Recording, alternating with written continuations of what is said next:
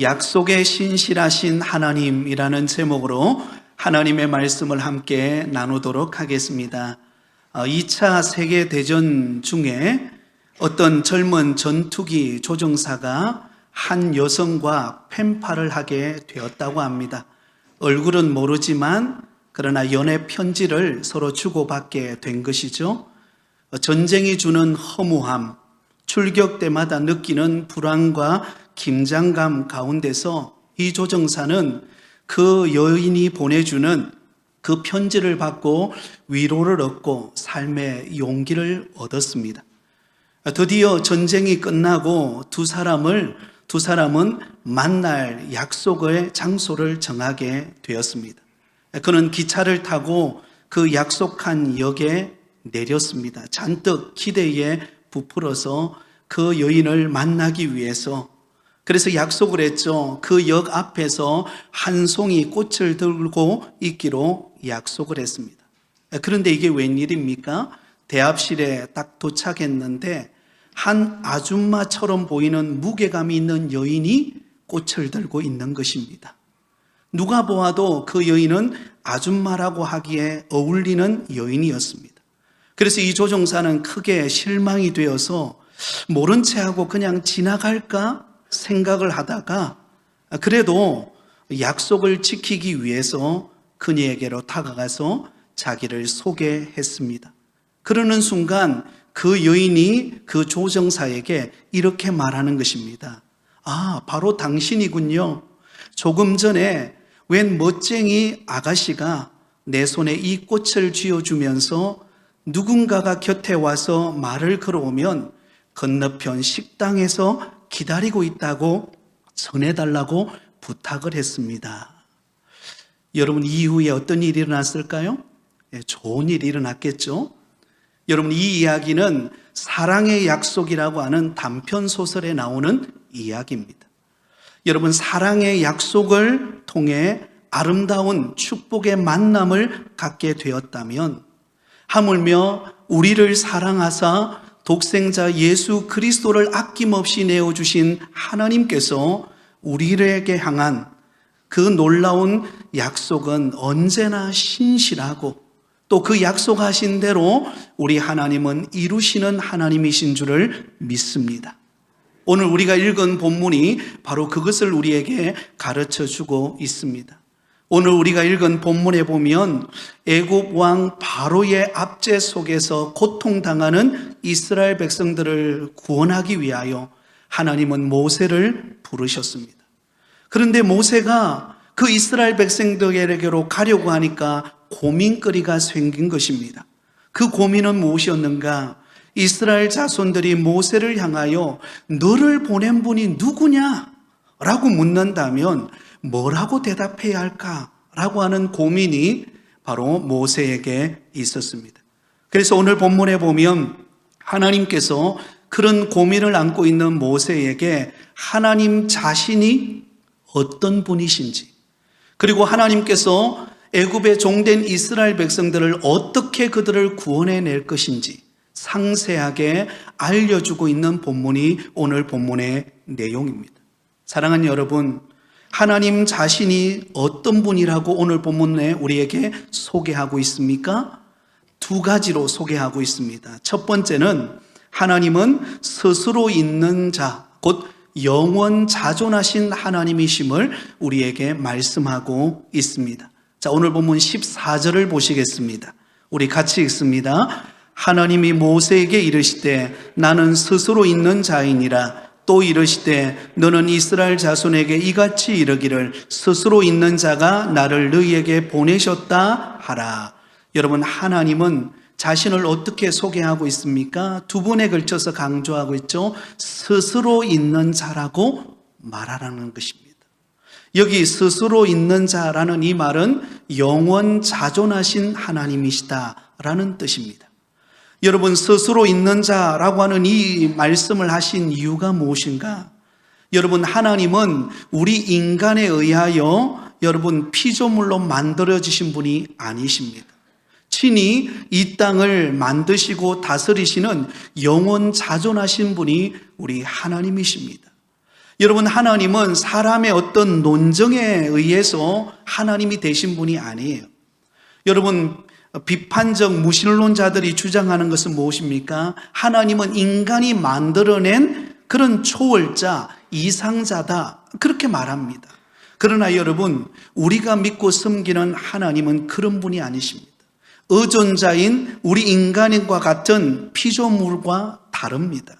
여러분, 우리 하나님은 능동적으로 영원 전부터 영원까지 스스로 계신 분이 우리 하나님이십니다.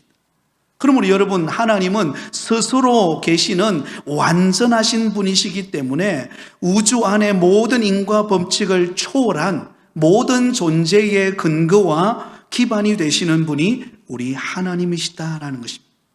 여러분, 하나님은 정명을 받아 존재를 확인하시는 그런 분이 아닙니다. 여러분, 아무것도 필요하지 않는, 하나님은 스스로 자존하시는 분이 하나님이십니다. 여러분, 애굽의 여러 우상들처럼 인간에 의해서 만들어진 분이 하나님이 아니시다라는 것입니다. 여러분, 하나님은 영원 전부터 영원까지 계시는, 스스로 계시는 완전하신 하나님이신 줄을 믿습니다. 그래서 여러분, 성경은 이렇게 말합니다. 로마서 1장 20절에 창세로부터 그의 보이지 아니하는 것들, 곧 그의 영원하신 능력과 신성이 그가 만드신 만물에 분명히 보여 알려졌나니 그러므로 그들이 핑계하지 못할지니라. 여러분, 우리가 속해 있는 이 땅에 조금만 눈을 들어서 우리가 자연을 바라본다면 그 속에 하나님의 숨결과 하나님의 솜씨를 우리는 발견하게 됩니다. 풀 한 포기, 또 나무 한 그루, 또 태양, 또 밤에 빛나는 별빛들, 여러분 바라보면서 여러분 무슨 생각을 하십니까? 아, 이 아름다운 자연을 하나님께서 만들어 놓으셨구나. 여러분, 하나님이 만드신 그 솜씨와 또 신성과 능력을 자연을 통하여서 우리는 발견을 하게 됩니다. 여러분, 우리가 살고 있는 이 부산이 좋은 이유 중에 하나는 어때요? 조금만 나가면 뭐가 있죠? 바다가 있습니다. 부산이 참 좋은 면이 그런 면입니다. 조금만 나가면 바다를 구경할 수가 있습니다. 그래서 저는 가끔씩 시간이 나면 차를 타고 해운대 달맞이길을 지나서 송정 해수욕장에 가서 그곳에서 이렇게 산책을 하고 거닐 때가 많습니다. 그러면 그 송정 해수욕장에서 바라보는 그 넓은 그 바다를 바라보면서 야, 참 하나님이 지으신 그 솜씨가 얼마나 크고 놀라운가, 그러면서 찬양을 하고 또 그 속에서 힐링을 하고 돌아올 때가 많습니다. 하나님이 이렇게 만드셨구나. 여러분들 가운데 혹시 답답하신 분이 계시면 저에게 연락하시기 바랍니다. 네. 친히 송정 해수욕장을 한번 가서 함께 은혜를 나누는 시간을 갖도록 하겠습니다. 근데 여러분, 우리 인간은 어때요? 하나님을 하나님으로 인정하지 않아요. 하나님의 그 존재를 인정하지 않고 하나님이 없다 말하는 사람들이 많습니다. 어리석고 교만한 것이죠. 시편 14편 1절에 보면 어리석은 자는 그의 마음에 이르기를 하나님이 없다 하는도다. 그들은 부패하고 그 행실이 가증하여 선을 행하는 자가 없도다. 여러분, 착각은 자유이지만은요, 그러나 우리 인간이 하나님마저 잣대로 잴 수 있는 존재로 착각해서는 안 됩니다. 여러분, 우리 인간은요, 대단한 것 같지만 그러나 실제로 우리가 한 3분만 숨쉬지 않으면 어떻게 될까요? 우리의 목숨은 여러분 사라져 버립니다. 그 화려함도 부와 명예와 인기와 존경도 다 물거품으로 사라져 버리는 것입니다.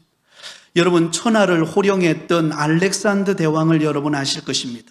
너무나 안타깝게도 이 알렉산더 대왕은 정말로 꿈을 펼칠 수 있는 33살의 나이에, 젊은 나이에 그가 죽게 됩니다. 여러분, 이 알렉산더 대왕이 어떻게 죽습니까? 그 원인은요, 모기한테 물려서 열병에 걸려서 죽습니다. 아이러니하죠? 천하를 호령하며 세계를 움직이던 그 알렉산더 대왕이 그 모기 하나를 이기지 못해서 열병으로 죽었다는 것입니다. 그래서 그가 죽을 때에 유언을 남기는데요. 이런 유언을 남깁니다. 내가 죽으면 땅에 묻을 때 손을 밖으로 내어놓아 사람들이 보게 하라. 네. 내가 죽으면 손을 그 관에서 밖으로 내어서 다른 사람들이 다 보게 하라. 그 이유가 무엇입니까? 천하를 쥐었던 알렉산더도 여러분 그 떠날 때는 빈손으로 간다라는 것입니다. 여러분 이것이 유한한 우리 인간의 존재의 모습입니다. 우리가 이 땅에 영원히 살 것 같고 영원히 우리가 막 부귀영화를 누리며 살 것 같지만은요 잠시 잠깐입니다. 우리는 잠시 있다가 사라지는 안개와 같은 유한한 존재입니다. 하지만 우리가 믿고 섬기는 하나님은 어떤 분이십니까? 영원 자존하신 하나님이십니다. 영원 전부터 영원까지 스스로 계셔서 우리 가운데 역사하시고 오늘 우리의 생사화복을 주관하고 계시는 분이 우리 하나님이신 줄 믿으시기를 바랍니다. 어느 유명한 무신론자가 한 번은 광산촌에 찾아가서 강연을 했다고 합니다. 그 강연한 목적은 기독교와 성경을 비판하기 위하여 하나님이 없다라고 주장하기 위하여 그곳에서 강좌를 열었습니다. 그래서 그곳에는 광산촌에 사는 일하는 사람들이 모여서 그 연설을 드렸습니다. 그러면서 열변을 토하면서 예수님의 이야기는 하나의 꾸며낸 신화에 불과하다 그렇게 주장하며 강연을 했습니다. 아마 그의 의도는 아마 그곳에 모인 사람들이 이제 신은 없구나 라는 것을 그들이 이해하기를 아마 바랬던 것 같습니다. 그런데 한참 강연을 하는데 그중에 검은 옷을 입은 한 사나이가 손을 들고 일어나서 그 강연을 하는 그 무신론자를 향하여 이렇게 대답을 했다고 합니다. 선생님, 저는 일개 광부에 지나지 않습니다. 하지만 예수님의 이야기가 신화이며 성경이 거짓이라고 하는 말씀은 전혀 이해가 되지를 않습니다. 왜냐하면 3년 전까지만 하더라도 나와 우리 가정은 비참한 생활을 했습니다. 그러던 어느 날 어떤 사람이 예수 그리스도를 나에게 소개해 주고 그분을 내 심중의 구세주로 영접하고 난 다음에 저는 완전히 새 사람이 되었습니다. 그 지독한 술을 끊었고 처자식을 진심으로 사랑하게 되었고 그 결과로 온 가정이 새롭게 변화가 되어 행복을 누리게 되었습니다. 이곳에 모인 모든 광부들이 바로 그 증인입니다. 그런데 예수님의 이야기가 신화라니요? 그렇다면 나의 가족과 세상의 수많은 사람이 변화되어 생활하는 이 생생한 변화의 삶이 신화를 믿고 되어진 일이라고 여기란 말입니까? 그렇게 변호했다고 합니다. 사랑하는 성도 여러분, 우리가 살아가는 인생은 잠깐 왔다가 가는 어떤 면에는 안개와 같은 인생입니다. 우리는 의존자에 불과합니다. 여러분, 그러나 우리가 믿고 섬기는 하나님은 어떤 분이십니까? 영원 자존하시는, 여러분 영원히 스스로 계시는, 여러분 애굽의 왕처럼 인간이 추앙해서 그렇게 신호로 여기는 그런 존재가 아니라 이미 이 땅의 우주 만물이 창조되기 전부터 스스로 계셨고 오늘도 온 우주 만물을 통치하고 다스리시는, 환경에 지배받지 않으시는, 오히려 환경을 다스리고 계시는 그 전능하신 하나님이 저와 여러분의 하나님이심을 믿으실 수 있기를 바랍니다. 그러므로 여러분, 영원 자존하신 하나님이 나와 함께 하고 계시고 내 인생을 붙들고 계신다라고 하는 그 믿음 가운데 살아가는 여러분이 되시기를 예수님의 이름으로 축원드립니다. 두 번째로, 하나님은 어떤 분이신가? 약속의 신실한 하나님이시라고 말씀하고 있습니다. 우리 15절을 우리 같이 읽겠습니다. 하나님이 또 모세에게 이르시되 너는 이스라엘 자손에게 이같이 이르기를 너희 조상의 하나님 여호와 곧 아브라함의 하나님, 이삭의 하나님, 야곱의 하나님께서 나를 너희에게 보내셨다 하라. 이는 나의 영원한 이름이요 대대로 기억할 나의 징언이라. 아멘. 하나님은 먼저 스스로 계신 분, 영원 자존하신 하나님이심을 말씀하시고 난 다음에 그 하나님은 또한 어떤 분이신가? 너의 조상의 하나님 여호와 곧 아브라함의 하나님, 이삭의 하나님, 야곱의 하나님이심을 소개하고 있습니다. 여러분, 이 말씀은 한마디로 말씀드려서 약속에 신실하신 하나님이시다라는 뜻입니다. 하나님은요, 믿음의 조상 아브라함과 언약을 맺으시고 약속하셨습니다. 그리고 그의 아들 이삭과 그리고 야곱과 언약을 맺으시고 하나님은 신실하게 그 약속을 이루어 가시는 분이심을 말씀하고 있습니다. 창세기에 보면 하나님께서 족장 시대를 살았던 믿음의 사람 아브라함과 이삭과 야곱을 축복하시면서 그들과 약속하시는 것을 보게 됩니다. 여러분, 하나님께서 아브라함을 부르실 때 그에게 약속하셨던 말씀이 창세기 12장 2절에서 3절까지 말씀입니다. 내가 너로 큰 민족을 이루고 내게 복을 주어 내 이름을 창대하게 하리니 너는 복이 될지라. 너를 축복하는 자에게는 내가 복을 내리고 너를 저주하는 자에게는 내가 저주하리니 땅의 모든 족속이 너로 말미암아 복을 얻을 것이라 하신지라. 여러분, 하나님을 알지 못하고 그의 아버지 테라는 우상 숭배하는 일에 앞장섰던 그런 가정에, 불신의 가정에 속했던 아브라함을 하나님이 부르실 때에 그 부르심 가운데 순종하여 믿음의 길을 나서는 아브라함에게 하나님이 약속하는 것이 무엇입니까? 내가 너로 큰 민족을 이루게 할 것이다. 내가 내게 복을 주어 내 이름을 창대하게 하며 너는 복이 될지라. 땅의 모든 족속이 너로 말미암아 복을 받을 것이다. 또한 여러분, 그의 아들 이삭에게 하나님은 약속하셨습니다. 이렇게 약속하고 있습니다. 창세기 26장 2절에서 4절까지 여호와께서 이삭에게 나타나 이르시되 애굽으로 내려가지 말고 내가 내게 지시하는 땅에 거주하라. 이 땅에 거류하면 내가 너와 함께 있어 내게 복을 주고 내가 이 모든 땅을 너와 내 자손에게 주리라. 내가 내 아버지 아브라함에게 맹세한 것을 이루어 내 자손을 하늘의 별과 같이 번성하게 하며 이 모든 땅을 내 자손에게 주리니 내 자손으로 말미암아 천하 만민이 복을 받으리라. 할렐루야. 하나님께서는 아브라함의 아들 이삭에게 나타나셔서 그 당시 여러분 흉년에 들었습니다. 기근의 때가 되었어요. 그래서 여러분, 이삭은 애굽 라일강 젖줄이 흐르는 그 애굽 땅으로 내려가서 그 위기를 모면해 보려고 했습니다. 그때 하나님께서 이삭에게 애굽으로 내려가지 말고 하나님의 약속의 땅에 머물라. 그러면 내가 너와 너의 후손들에게 복을 주시되 천하 만민이 복을 얻는 은혜를 너와 너의 후손에게 허락해 주시겠다라고 약속하십니다. 여러분, 그의 아들 야곱에게 하나님은 약속하십니다. 창세기 28장 13절에서 15절 말씀 우리 같이 한번 읽겠습니다. 시작. 또 본적 여호와께서 그 위에 서서 이르시되 나는 여호와니 너의 조부 아브라함의 하나님이요 이삭의 하나님이라. 내가 누워있는 땅을 내가 너와 내 자손에게 주리니 내 자손이 땅의 티끌같이 되어 내가 서쪽과 동쪽과 북쪽과 남쪽으로 퍼져나갈지며 땅의 모든 족속이 너와 내 자손으로 말미암아 복을 받으리라. 할렐루야. 여러분, 이 말씀은 야곱이 보찜 하나 짊어지고 바단 아람 하란 땅으로 그 외삼촌 라반의 집으로 도망갈 때 여러분, 그의 눈앞은 캄캄했습니다.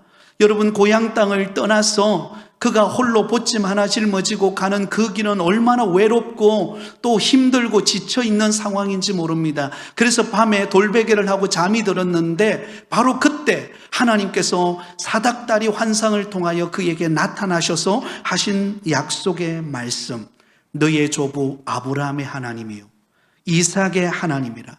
내가 누워있는 그 땅을 너와 내 자손에게 주리니 너의 자손이 땅의 티끌과 같이 많을 것이다. 동서남북으로 뻗어나가는 너의 자손이 되게 할 것이다. 하나님은 약속하십니다.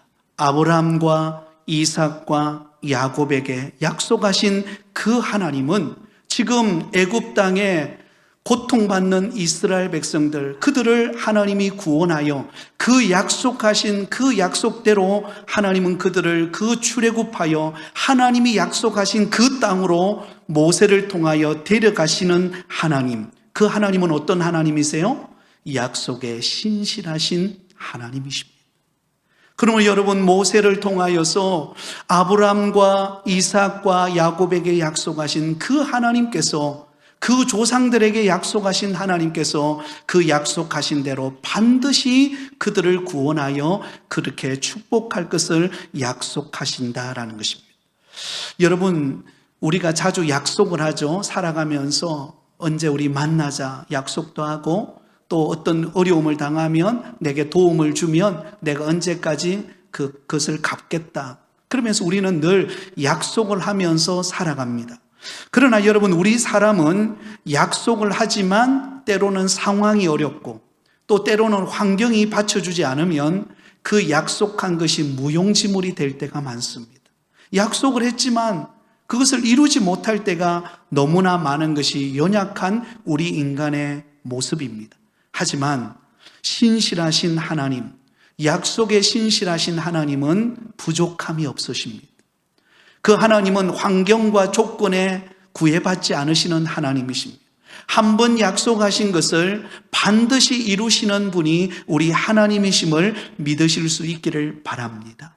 그러므로 여러분, 지금 모세에게, 이스라엘 백성들에게 갔을 때 하나님이 누구냐라고 묻는다면 내가 뭐라고 말해야 합니까? 너는 이렇게 말해라. 스스로 있는 자, 영원 자존하신 하나님일 뿐만 아니라 너의 조상 아브라함과 이삭과 야곱에게 약속하셨던 것을 반드시 이루시는 하나님이라고 말해라. 사랑하는 성도 여러분, 그 좋으신 하나님은 저와 여러분의 하나님이신 줄 믿습니다. 오늘 살아계셔서 역사하시는 하나님은 우리 가운데 계십니다. 그리고 우리에게 언약하신 그 하나님은 언약하시고 약속하신 대로 반드시 이루시는 하나님이심을 믿으시기를 바랍니다.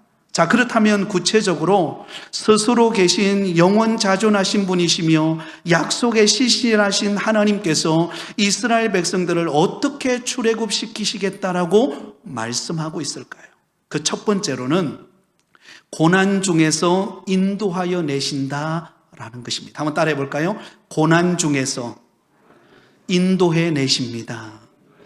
여러분, 신실하신 하나님, 영원 자존하신 하나님은 우리 가운데 어떻게 역사하시는가? 고난 중에 있는 우리를 인도하심으로 역사하십니다. 17절은 이렇게 말씀하고 있습니다. 같이 읽습니다. 내가 말하였거니와 내가 너희를 애굽의 고난 중에서 인도하여 내어 젖과 꿀이 흐르는 땅 곧 가나안 족속, 헷 족속, 아모리 족속, 브리스 족속, 히위 족속, 여부스 족속의 땅으로 올라가게 하리라 하셨다 하면, 여기 보면 이렇게 말하죠. 내가 말하였거니와 내가 너희를 애굽의 고난 중에서 인도하여 내어. 여러분, 지금 이스라엘 백성들은 어떤 상황에 놓여 있습니까? 바로 왕의 압제에 의하여서 고된 노동으로 인하여 더 이상 이제는 버틸 힘이 없는 상황이 되어버렸어요. 더 이상 하루도 견딜 수 없는 절망과 좌절과 고난의 환경 속에 지금 놓여 있습니다. 바로 그런 고난 가운데 있는 애굽의 종된 이스라엘 백성들을 하나님께서 어떻게 하신다고 말씀합니까? 그들을 인도하여 내어 젖과 꿀이 흐르는 약속의 땅으로 하나님이 그들을 데려가시겠다, 그렇게 말씀하고 있습니다. 고난 가운데 그냥 내버려 두지 않겠다는 것입니다. 고난 속에서 고된 노동으로 더 이상 버틸 수 없고 앞이 보이지 않고 막막하고 이제는 정말로 살 힘조차 없는, 여력조차 없는 꺾어진 그런 연약한 모습으로 하나님은 내버려 두지 않으시고 그 고난 속에서 인도하여 내신다라고 말씀하고 있습니다. 사랑하는 성도 여러분, 지금 우리는 이 세상을 살아가면서 온갖 고난 속에서 우리는 살아가고 있습니다. 아마 여러분들 가운데 어떤 분은 경제적인 고난 속에 놓여 있는 분도 계실 것입니다. 날마다 빚 통지서를 받으면서 하루하루 가슴을 조마조마하며 살아가는 분도 계실 거예요. 어떤 분은 육체적인 고난으로 인하여서 예상치 못했던 질병의 고통 속에 매일같이 약을 먹지 않으면 안 되는 그 고난 속에 놓여 계신 분이 계실 것입니다. 또 어떤 분은 자녀의 여러 가지 어려움의 환경으로 인하여 고통 속에, 또 때로는 정말 아파하며 괴로워하며 살아가고 계시는 분이 있을 것입니다. 하지만 여러분, 우리 하나님은 그 고난 가운데 하나님은 우리를 그냥 내버려 두지 않습니다. 그 고난 속에서 반드시 저와 여러분을 인도해 내실 것입니다. 하나님이 우리를 도우셔서 하나님이 우리와 함께 하셔서 그 고난을 극복하게 하실 줄 믿습니다. 여러분, 사람들의 마음속에 가지는 의심과 불신이 무엇입니까? 지금 내가 당하는 이 고난이 영원할 것처럼 여기는 것입니다. 지금 내가 당하는 이 환난, 지금 내가 겪는 육체적인 고통, 지금 내가 당하는 이 어려움의 환경이 변하지 않을 거야. 영원히 지속될 거야. 그렇게 될 때 여러분, 우리는 낙심하고 절망하고 주저앉습니다. 그러나 여러분, 그렇지 않아요. 고난의 시기는 지나갑니다. 저와 여러분이 인생의 길을 걸어오면서 많이 겪지 않으셨습니까? 수도 없는 고난과 위기와 아픔 속에서 하나님이 그때 그 위기를 극복하게 하시고, 하나님께서 오늘까지 저와 여러분을 이 자리로 오게 하신 하나님께서 우리 앞에 놓여 있는 어떤 고난 속에서도 저와 여러분을 건져내시고 인도하시는 은혜가 있을 줄 믿습니다. 지선아 사랑해라고 하는 책을 지은 이지선 자매, 제가 이전에 한번 여러분들에게 그 사진을 보여주었던 적이 있는 것 같은데요, 제가 며칠 전에 페이스북을 보는데 이 이지선 자매가 여러분 놀랍게도 지금 이화여대 사회복지학과 교수님이 되었어요. 그래서 올해 3월부터 이제 이화여대에서 학생들을 가르치는 교수가 되어서 그 일을 감당하는 그 사진이 딱 이렇게 나와 있더라고요. 여러분, 이 이지선 자매는 23살의 꽃다운 나이에, 그때가 이화여대를 다닐 때입니다. 앞에 나오는 사진이죠. 그때 다녔는데 그가 교통사고를 당해서 바로 여러분 오른편에 나와 있죠. 지금 보이죠. 그러면서 무려 40분이 넘는 고통스러운 수술을 겪게 됩니다. 정말 그때는 죽을 맛이었다고 합니다. 이래가지고 내가 회복이 될 수 있을까? 차라리 죽는 게 낫지 않을까? 그런 고통 속에 놓여 있었다고 합니다. 그런데 23년이 지났어요. 23년이 지나고 난 다음에 그가 23살 때 다녔던 이화여대, 그 이화여대에 지금 사회복지학과 교수가 되어서 이제 올해부터 신학기 후배들을 가르친다고 합니다. 이 또한 지나가리라. 여러분, 그 고난의 환경이 밀려올 때는요, 이게 영원할 줄 알았어요. 그런데 그 가운데 여러분, 영원 자존하시는 하나님, 약속에 신실하신 하나님, 그 하나님을 바라보고 믿고 나가니까 오히려 그 고난이 자기에게 유익이 되어서 오히려 많은 공부하는 과정 속에서 그가 어려움에 처한 사람들을 돕는 사람으로 그의 인생을 드리고자 결단했을 때 그가 지금 이화여대 사회복지학과 교수가 되어서 많은 후진들에게, 후학들에게 가르침을 주는 사람이 되었습니다. 여러분 생각해 보세요. 한번 상상해 보세요. 그가 강단에 섰을 때 그곳에 모인 그 20대 그 정말로 그 젊은 꿈을 가진 그 학생들에게 얼마나 도전이 되겠습니까? 하나님이 나의 인생 가운데 이렇게 인도해 주신 하나님, 고난 속에서 나를 인도해 주신 하나님, 그 고백이 나오지 않겠습니까? 사랑하는 여러분, 지금 여러분에게 어떤 고난이 밀려와 있습니까? 그 고난 속에서 하나님이 우리의 발걸음을 인도해 가실 것입니다. 영원 자존하신 하나님, 약속에 신실하신 하나님께서 저와 여러분을 그 고난 속에서 건져내실 것입니다. 믿으십니까? 그것을 믿는 여러분 되기를 바랍니다. 두 번째로 하나님은 어떻게 출애굽시킵니까? 압제하는 대적을 강한 손으로 치신다라는 것입니다.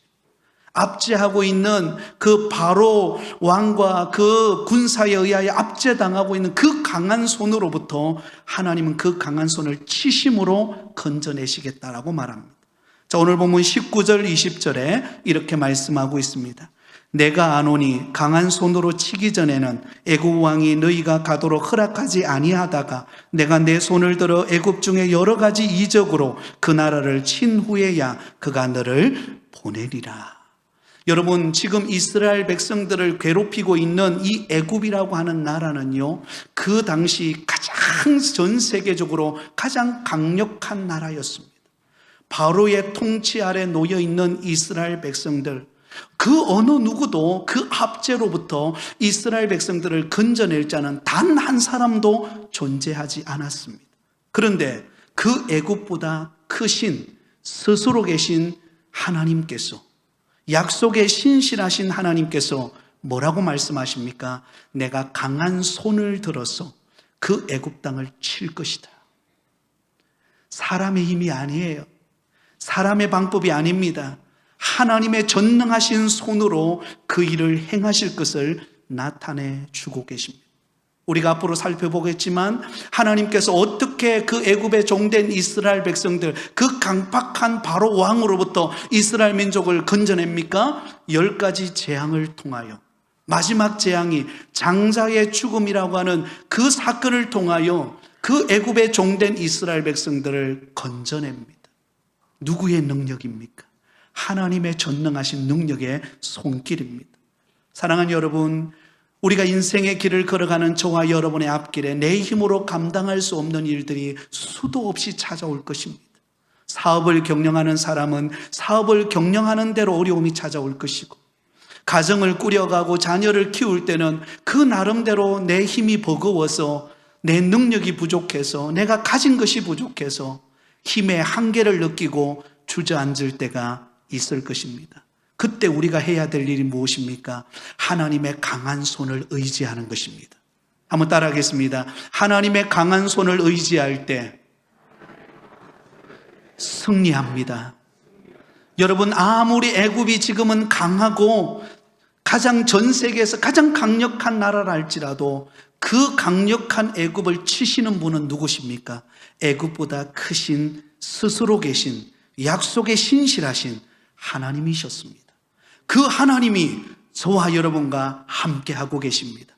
그 전능하신 강한 손이 저와 여러분을 붙들고 있습니다. 아멘. 그 하나님의 전능하신 손을 의지하는 여러분 되기를 바랍니다. 마지막 세 번째로, 결국 은혜를 입게 하신다라는 것입니다. 한번 따라하겠습니다. 결국 은혜를 입게 하십니다. 자, 우리 오늘 본문 21절 22절을 우리 마지막으로 같이 읽습니다. 시작. 내가 애굽 사람으로 이 백성에게 은혜를 입게 할지라 너희가 나갈 때에 빈손으로 가지 아니하리니 여인들은 모두 그 이웃 사람과 및 자기 집에 거류하는 여인에게 은폐물과 금폐물과 의복을 구하여 너희의 자녀를 꾸미라. 너희는 애굽 사람들의 물품을 취하리라. 할렐루야. 여러분, 여기 뭐라고 기록되어 있습니까? 내가 애굽 사람으로 이 백성에게 무엇을 입히게 한다고요? 은혜를 입히게 할지라. 애굽 사람으로 인하여 이 백성에게 은혜를 입히게 할 것이다. 여러분 보세요. 그들이 나갈 때 하나님은 빈손으로 내보내지 않겠다는 것입니다. 여러분, 처음 애굽 땅에 왔을 때 야곱의 아들들 다 합하여서 70명이 애굽 땅으로 들어왔습니다. 그때 들어올 때 어떤 상황이었죠? 바로 약속의 땅 가나안 땅이 기근으로 인하여 고통 중인 상태였습니다. 그래서 빈손 들고 왔어요. 빈손 들고 70명이 애굽 땅에 도착하여 고센 땅에 살게 되었습니다. 그런데 이제 나갈 때는 여러분 놀랍습니다. 200만이 됩니다. 놀라지도 않죠, 그죠? 네, 200만으로 늘어납니다. 그리고 여러분, 나갈 때 하나님께서 그들에게 어떤 보상을 주시는가 다시 한번 보세요. 21절입니다. 내가 애굽 사람으로 이 백성에게 은혜를 입히게 할지라 너희가 나갈 때에 빈손으로 가지 아니하리니 여인들은 모두 그 이웃 사람과 및 자기 집에 거류하는 여인에게, 우리 여자 성도님들은 같이 읽습니다. 시작. 은폐물과 금폐물과 의복을 구하여 너희 자녀를 꾸미라. 여러분, 폐물 좋아하시죠? 네, 안 그런 척 하시는데 여러분, 놀랍지 않습니까? 지금 어떤 상황이에요? 애굽의 바로 왕의 압조에 의해서 지금 막 끝난 거예요. 이제는 더 이상 살 힘도 없고 모든 게 다 무너진 상태예요. 그런데 스스로 계신 하나님께서, 영원 자존하신 하나님께서, 약속에 신실하신 하나님께서 그 애굽 땅 종된 이스라엘 백성들을 건져내실 때에 그냥 가게 하시는 것이 아니라 어떻게 하신다고요? 은혜를 입히신다라는 것입니다. 하나님께서 은혜를 부어주셔서 그 자녀들이 은폐물, 금폐물, 의복을 가지고 당당하게 애굽 땅에서 나간다라는 것입니다. 할렐루야. 사랑하는 성도 여러분, 이것이 믿음의 성도의 소망입니다. 지금은 고난이 있고, 지금은 어려움이 있고, 지금은 주저앉고 싶은 환경이지만 하나님의 약속을 믿고 하나님을 의지하고 믿음으로 나가면 하나님이 하나님의 것으로 은혜를 입혀 주실 줄 믿습니다. 하나님께서 채워주십니다. 하나님께서 여건과 환경을 여십니다. 안 될 것 같은 환경에서 되게 하십니다. 그 하나님의 신실하심을 바라보는 여러분 되실 수 있기를 바랍니다.